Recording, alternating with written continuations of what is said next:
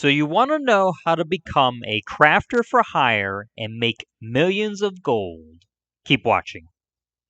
Hi folks, welcome to Rudy Vision. Today I'm going to teach you how to start your own crafting business. Now, before you start doing any crafting jobs in the game, there are a couple things you need to know. First off, you want to have a basic understanding of crafting in itself. And you want to make sure you are a 9-trait crafter.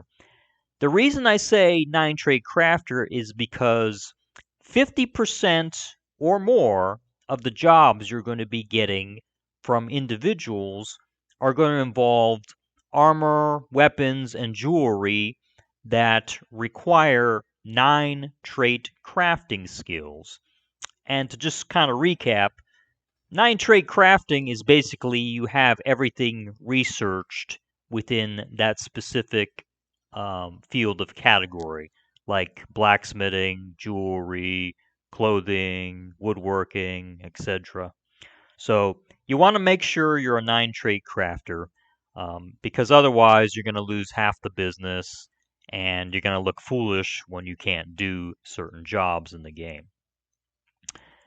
Now, the second thing is you want to make sure you do all your crafting jobs in a guild hall or a house that has all the attunable stations in it. And the reason I say that is because it cuts down on the time dramatically. You can literally whip out a crafting job within a matter of 1 to 3 minutes. I mean, it's that easy. So you definitely want to be in an area where you have all the crafting stations available. And they call that having all the attunable stations nearby. That's what they use that term, attunable stations. Now, when you're doing crafting jobs and you're just starting out in the game, don't advertise your services in the beginning. Rather, respond to requests in area chat. And I'll give you an example. You'll see a lot in area chat. It'll say LF crafter or looking for crafter or something like that. What you want to do is respond to those people individually and whisper them and say, hey, what do you need crafted? Blah, blah, blah. And once you do that, you want to be upfront about your price. Okay. And I'm going to also say this: do not do what's called a no-mat job. When you're doing crafting for somebody, okay, the first thing you want is you want the materials to do the job. Those materials are not coming from you. It is the responsibility of the individual wanting the crafting job to give you their mats. And once you use those mats and do the crafting job, then you charge a fee.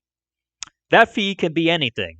It can be 1K, 5K, 10K, whatever you want to charge them, that's up to you.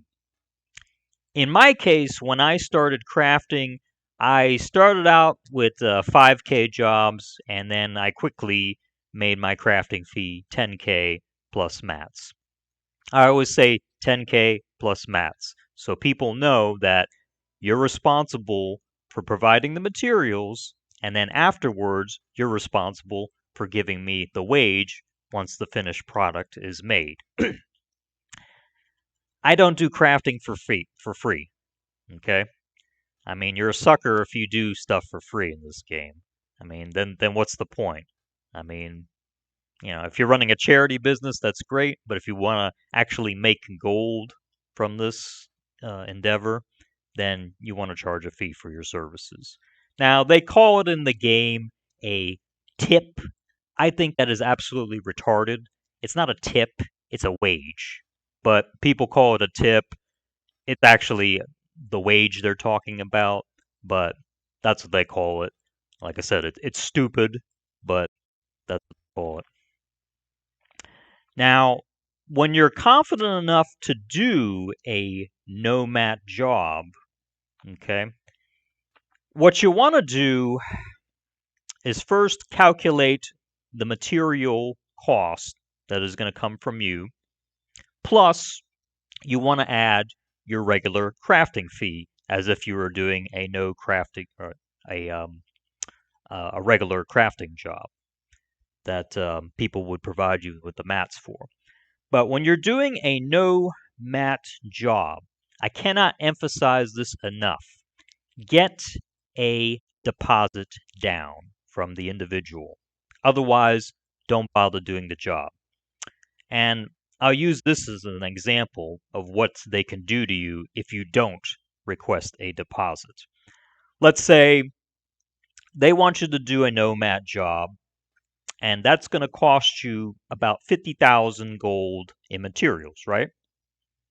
So you're all excited. You're like, hey, I got this big crafting job. I'm going to do it. So you burn 50,000 gold in materials. And then the individual comes back and says, after you've arranged the price for what you're going to charge them for the services, they'll say, oh, I don't have the gold, or oh, I don't want this item. I changed my mind. So guess what happens? You just burned 50,000 gold in material costs because the individual didn't have the gold or was just messing around with you and had no intention of paying you in the first place. This is why it's important when you're doing a nomad job to ask for a deposit up front. Okay? It's not about scamming and all that. Okay? It's about being smart in business. Okay? And next thing I want to mention is you always want to act with integrity when you're doing crafting jobs. Do not scam people whatsoever. Okay? Because your reputation is on the line in the game. And if you get enough pissed off people that, you screwed over or you didn't do them right, it's going to hurt you. Not just with your crafting business, but you can get, potentially banned in the game or, a very bad reputation, and no one's going to want to deal with you. So I cannot emphasize this enough. Act with integrity, honesty, and do the job quickly. Don't sit there and take forever to do a crafting job. If you're going to agree to do a crafting job for someone, do it quickly and get it out to them as fast as possible. Typically, um, the best way to do it is through the email because you'll get the match through the email, and then from there you can COD them the cost and all that right to their account, and bam, you have the transaction done. You don't even have to do a trade window or anything like that with the individual. So that's a quick and easy way to do it with respect to the crafting jobs. Now, if you make a mistake when you're doing a crafting job, um, my advice is to own up to it. Out of all the crafting jobs I've done in this game, I think I only made a mistake once or twice out of like 100 some times that I've done it for individuals when I'm crafting. Um, if you make a mistake, eat the cost and learn your lesson quickly not to make the mistake again. Um, I will say the most common mistake is making the mistake of mistaking a mace for a maul. Because they sound so similar and it's easy to confuse the two. Mace and a maul, don't confuse the two of them. Just learn from my own mistake because that was one of the boo boos I made when I was crafting. And that cost me a significant amount of gold to have to make up the difference when I was doing the crafting job. So if you make a mistake with the crafting, own up to it, bite the bullet and eat the loss, but don't make too many mistakes. You shouldn't be making mistakes. I mean, you have plenty of time to do the crafting job. Um, Even the people that are on a time limit, I mean, you can, like I said, you can do it in a matter of 2 to 3 minutes, and you can do it efficiently. And like I said, with no mat jobs, you know, don't be lured by someone's offering, oh, I want 100K for a piece of yellow jewelry crafted. Okay? Right off the bat, you know that's a scam. That's going to cost you more than 400K to do that job. So, just calculate the cost of the materials up front if you're going to do a no-mat job. And when you've done enough jobs in the game, you'll get repeat business and you'll grow. When I was doing crafting in the game, I got a lot of repeat business, and I would just log on to my game and there'd be work lined up already for me. So I didn't really have to advertise my services. In fact, I didn't advertise at all. I did all my crafting very passively. I wasn't actively, you know, trying to be a crafter. I just did it very passively. And through passive income, here and there, doing maybe one job a week, I think I made like 3 million in a year.